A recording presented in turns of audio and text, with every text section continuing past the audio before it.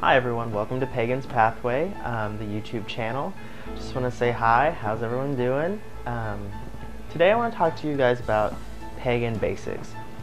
And we're going to talk about Lethia paganism, which is what I follow. So if you guys have a different following or you have a different idea of anything that I'm talking about, please feel free to send me in a video response or some comments below, anything like that. I really do appreciate any comments or things you want to, because I really want to make sure I represent the faith correctly. So, like I said, I'm going to talk about Lethia paganism today. Specifically, we're going to talk about the god and goddess. There's been a lot of talk about the god and goddess. Who are the god and goddess? Do we worship the god and goddess? If so, how do you worship the god and goddess? Well, the god and goddess are deities. They are gods. And in my faith, we have a god and a goddess. We call them the god and goddess. Just, I guess, lack of better terms, they're just the god and goddess, and that's how we've always identified with them. And so, to me, they are very real. I can affirm this because a few times I've actually had to lean on faith. I didn't have a bill ready, or I need a little extra cash here, or I just needed some guidance in a certain situation, and I prayed about it and I was guided into something. Because the god and goddess really do provide. They really do help. So I do believe that they're real, looking out for us.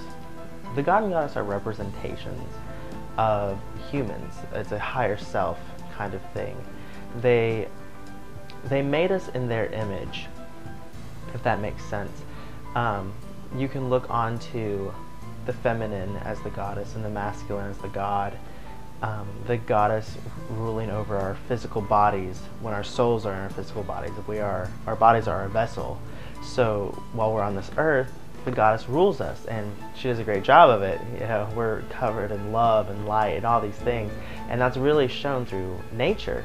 Nature is a physical representation of beauty and love of the goddess. Now, when our physical vessels die, like when we move into the spirit world, our souls are then taken over by the god.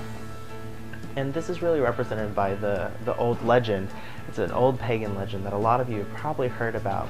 The sun is born in the spring. He grows into about a teenager, a great warrior in the summer. Then in the fall, he becomes a very old man. And you can really tell this, like temperatures start to drop and it gets colder because the god is now dying. He's becoming frail because he's not meant to be in the physical world. He's meant to be in the spirit world. When he dies, his physical vessel is gone. But his spirit, his soul, if you will, if you believe a deity has a soul, or if they're a higher form of a soul, that is then taken into the spirit world where he rules over us. And this is very important because there would be chaos in the spirit world. We wouldn't be reincarnated into the new people we need to be. The god assigns us spirit guides. He assigns us new bodies, things like this. And he's not judging per se, but he is making sure that you go into the correct path, because it's very important to be in the right sense of life, in the right sequence of life, and it's very important. Now, as far as worship goes, in my faith, we worship the god and goddess in tandem. A lot of neo-pagan faiths don't acknowledge the god as strongly as the older faiths did, and there's nothing wrong with this. I mean, if you feel like the goddess is your ruler, and if you don't feel a necessity to have a god, then that's your prerogative, and that makes you happy. And I say, if it makes you happy, you have to worship whatever makes you happy, or don't worship something if you don't have something to worship. But for me, I feel there's a god and a goddess, and this is represented by the pentacle. You start out with a star, which represents the god, and it also represents our body. We have our head, we have 2 arms and 2 legs, and that makes a star. And then surrounded by the star is a circle, and they're intertwined perfectly, right? Think of the circle as the goddess, because the circle is actually a natural symbol for feminism and for women. Not feminism, the movement, but femininity. There you go.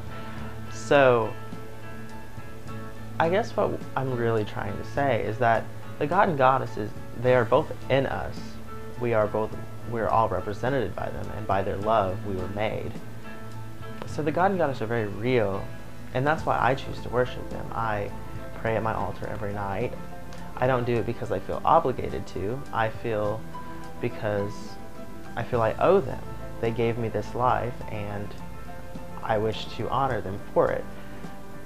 And it makes me very happy when I can feel them. When I say, God and Goddess, hear my cry. I know they're there, I feel them, and I believe I feel them, and that's what makes me happy. If praying every night doesn't make you happy, but you still feel the God and Goddess, then you're doing something right.